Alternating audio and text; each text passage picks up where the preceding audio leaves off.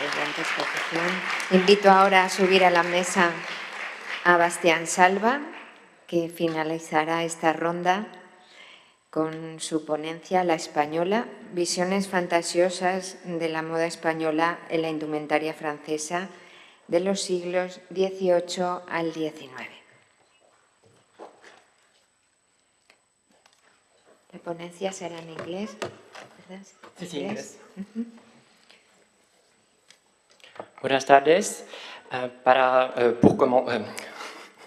To begin with, I would like to thank Maria, Sandra, and especially Saga for the invitation to be part of this wonderful event. Saga has told me about that a long time ago, and it is so great to see every one of you here and to see this event being a success. So I'm really thrilled.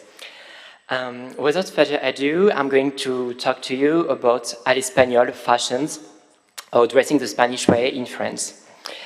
I thought there were dresses à la française, the French way, à l'anglaise, the English way, and even à la turque, the Turkish way, in the 18th century.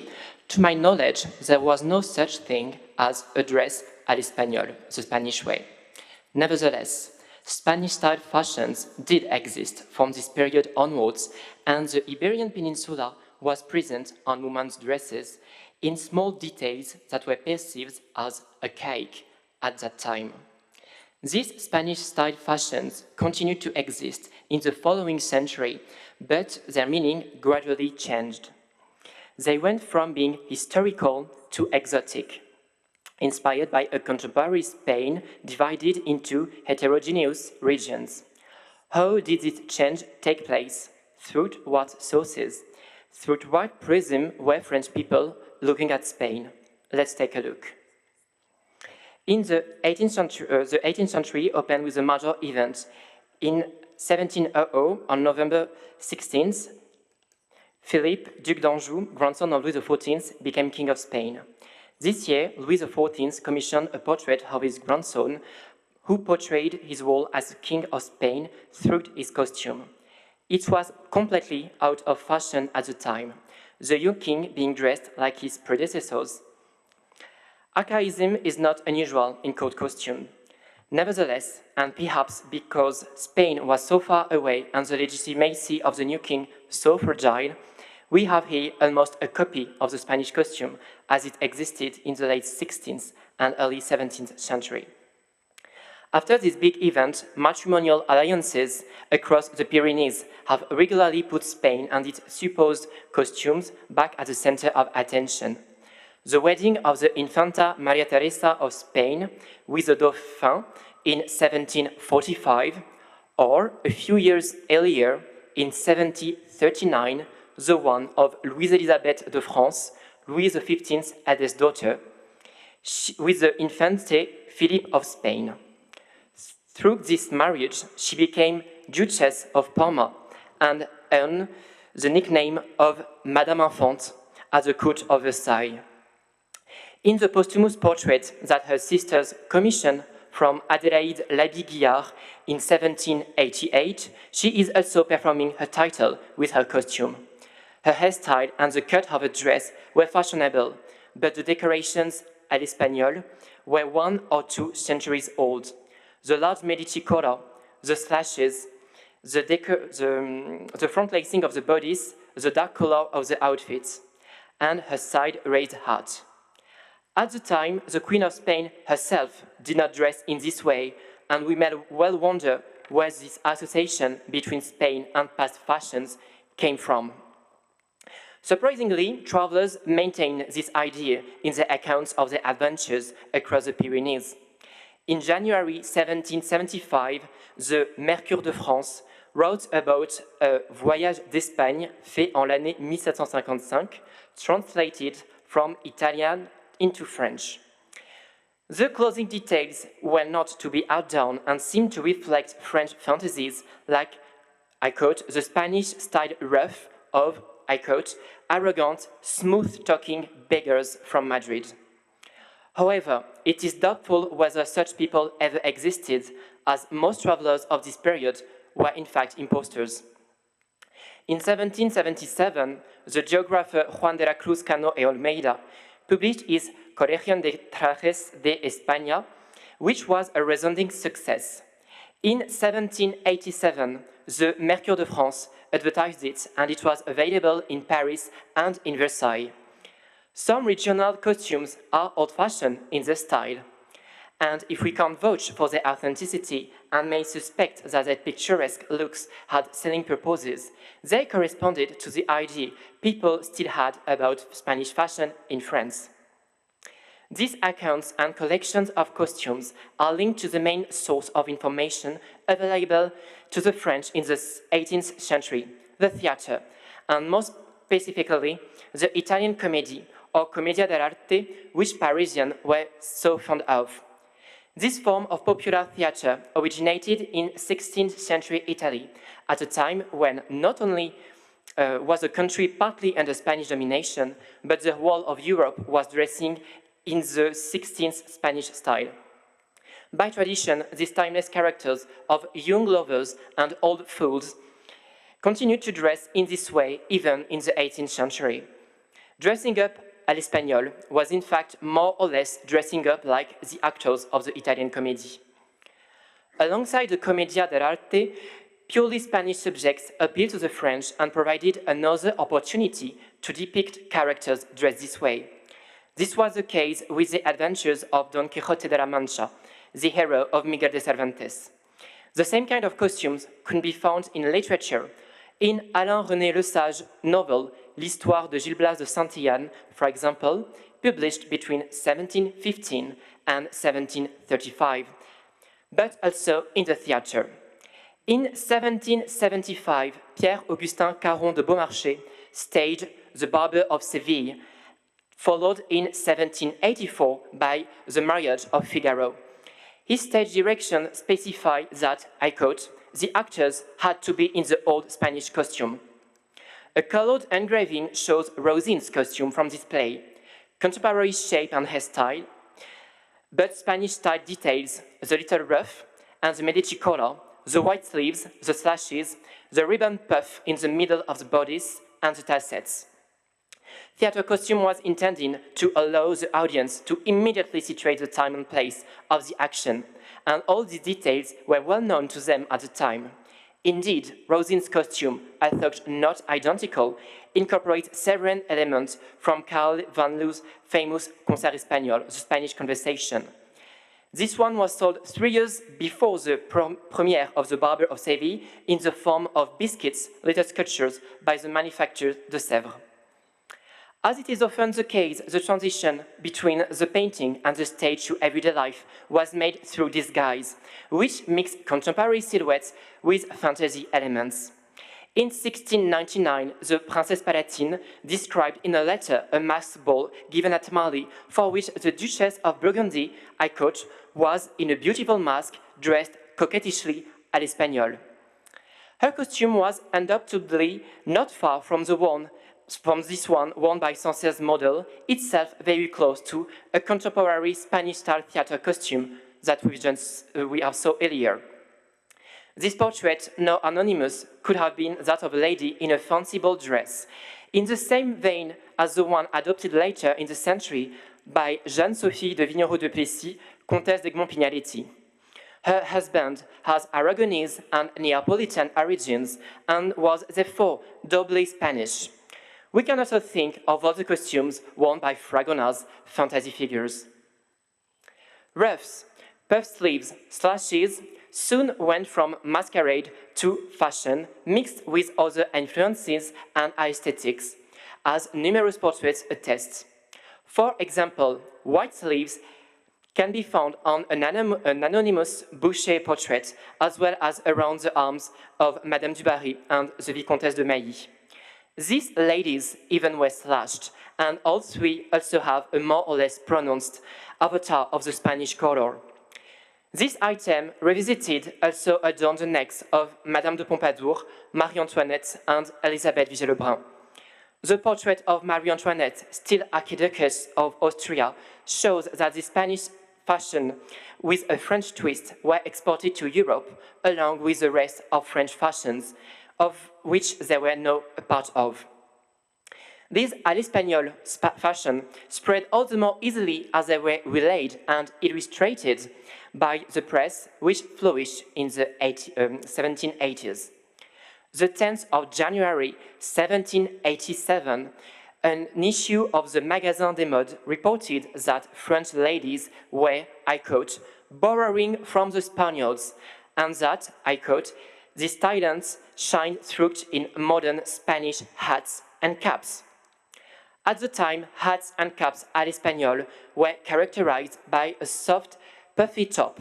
The side of the hat, when raised, as in the figure on the right, was also said to be à l'espagnol. These archaic styles have been known as Spanish style since the early 18th century. At the end of the 18th century, their origins become confused and doubled. The most telling case is that of the ruff and its pleats. One might have thought that this fichu and ruff here on the board would have been designated by the Cabinet des Modes as à l'espagnol, but no, they were associated with King Henry IV, a French king.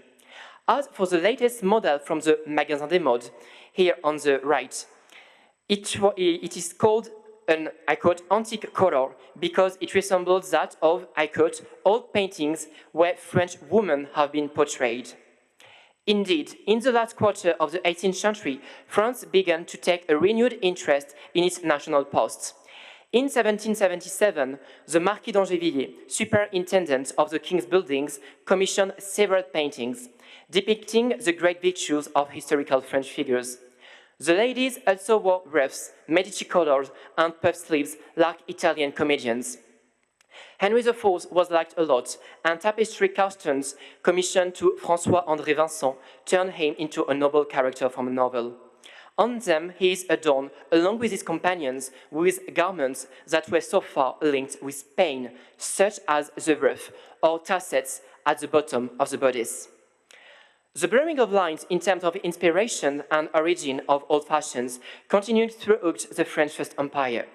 Sometimes the ruffs and slashes were Spanish, sometimes they were of troubadour inspiration, while interest in the national past was growing, encouraged by the opening of the Musée des Monuments Français by Alexandre Lenoir in 1795, also the interest for paintings and publishing successes of this time. Figaro and Rosine from Beaumarchais were replaced by Henry IV and Joan of Arc, the two sources of inspiration for this engraving in the Journal des Dames des Modes. Nevertheless, the transition was gradual, and references to this old Spain continued to exist. These two engravings from the same magazine bear witness to this. A douillette à l'espagnol, trimmed with slashes and a pleated collar, and a dress with à l'espagnol trimmings. While this historic and silent Spain adorned with ruffs and slashes become less present in the vocabulary of fashion chroniclers, the Iberian Peninsula began to exist in another way. From historic, it became exotic, but with an exoticism as picturesque and sometimes fantasized as old Spain was, or at least for the French. There were less and less interest in antique Spanish clothes, but rather in those worn by the inhabitants of Madrid, Andalusia, and all the provinces of Spain. As far as I know, under the First Empire, à l'espagnol was still not referring to contemporary Iberian costume, even if there were drawings that offer visual examples, such as the Colección Regional de Trajes. Although we haven't found a carbon copy of them in French fashion prints, we can draw some parallels, particularly when it came to accessories. Such is the case with the mantilla, black or white, featured in this book and attested by portraits by Goya. Another typically Spanish detail is the enormous ribbon puffs in the hair, which can also be compared to certain Parisian fashion figures. As a matter of fact, even in the 1820s, the first exotic Spanish style fashions to be explicitly written down involved ribbons. We can quote several instances in the Journal des Dames des Modes from 1823 onwards. From an artistic point of view, contemporary Spain inspired painters and illustrators at this time, Between 1826 and 1832, Baron Taylor published his Voyage pittoresque en Espagne. The illustration in the book reflected a narrative in which experience mingles with legend. At this time, Spanish contemporary fashions, or SECCIÓN, could also be found in dedicated French collections of costumes, such as those by Louis-Marie Lanté and Georges-Jacques Guestin in 1827. They might be whimsical, but were well documented, including the macrame basquina and the mantilla as they existed in Madrid, and they also incorporated reinterpretations of engravings by Rodriguez, or the book of Rodriguez. Even if published 26 years earlier, and while, as far as I know, there are still no direct copies in fashion, engravings of the period, some bear witness to the general taste, particularly in the trimmings that adorn the bottom of the skirts. Inspiration couldn't be more direct during the Carnival period.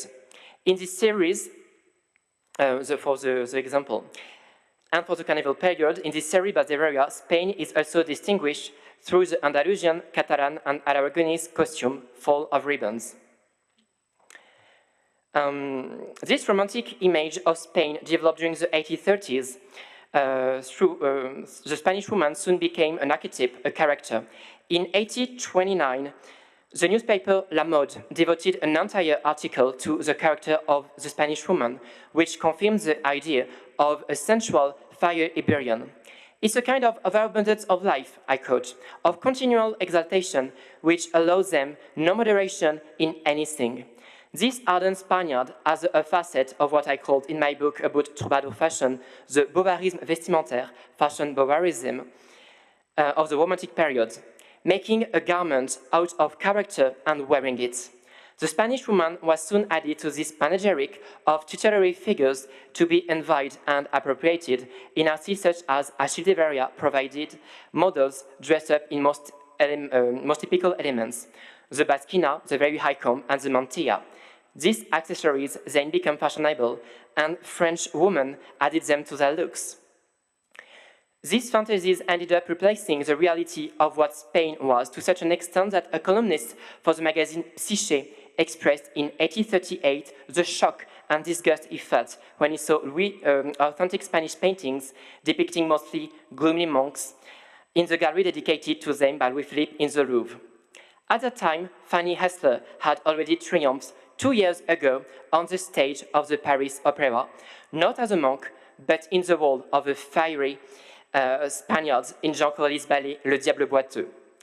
Based loosely on the novel of the same name by Alain-René Lesage, published in 1707, the action takes place in a romantic Madrid. Fanny Hessler's Spanish dances electrified audiences. The fandango, and above all, the cachusa, whose castanets, choreography, and costumes were long remembered by contemporaries. Soon her costume was also inspiring fashion, and it was even precisely described in magazines such as La Mode. In the 1840s happened the apogee of the Spanish fashion, and the Petit Courrier des Dames, the Journal des Coiffeurs, confirmed it in 1846. The Spanish style, which is going to become predominant in our fashions, has already inspired our first artists. This year, the Duc de Montpensier, son of King Louis-Philippe, married the Infantile with Fernand de Bourbon. And you can see that in this era, the engravings and the portraits were really adopting fashion as they were put on stage with play and dances like the one by Fanny Hessler's. And if the success was so much, and if the success was that amazing, it is because Fanny Hessler was not the same to have this kind of costume. In fact, all the ballerinas that were dancing a Spanish something on the stage were actually wearing some kind of avatar of this basquina. This at the end of the 1850s, during the 1850s and 1860s, this Spanish fashion lose a little bit of the substance, and they were just a mere reference of something. And for example, the basquina became a coat, a mantle that was evoking the double skirt, but was not a skirt anymore. And to finish, during the French Second Empire, we had a Spanish empress in the court of France, Eugenia de Montijo, who was born in Granada.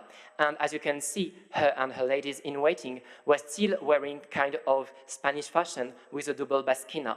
But at that time, the chroniclers in fashion magazine were sometimes referring basquina as something from Louis XV, so the sense was really lost. And as you can see, you can still have interpretation with black lace, but also sometimes just made fabric.